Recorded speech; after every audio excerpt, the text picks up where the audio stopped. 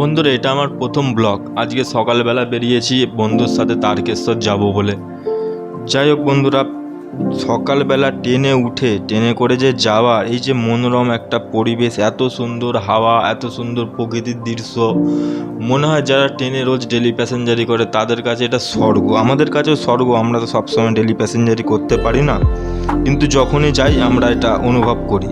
তো বন্ধুরা, আজ তারকেশ্বর যাচ্ছিলাম আমরা। 10 তারিখে জলসেবায় আসবো, তার জন্য অ্যাপ্লিকেশান করতে পারমিশন নিতে হয়, তো না হলে পুলিশ প্রশাসন তো করতে দেবে না, এটা সবাইকে পারমিশন নিতে হয়। তো চলে এলাম বন্ধুরা আজকের।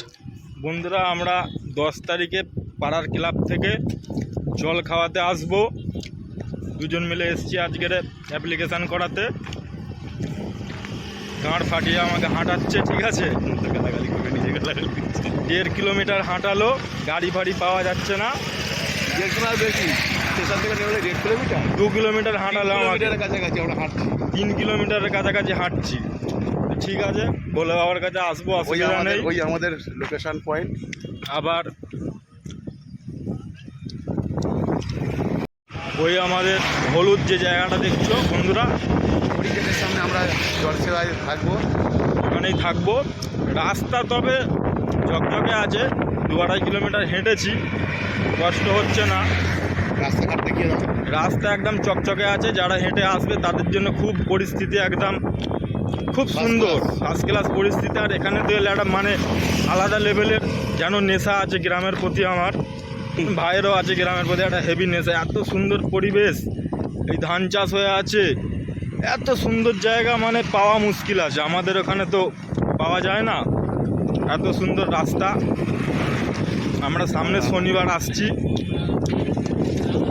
দেখা হবে সামনের শনিবার। আমরা জল ঢালতে আসছি, তারপরে আসবো 10 তারিখে জলসেবায়।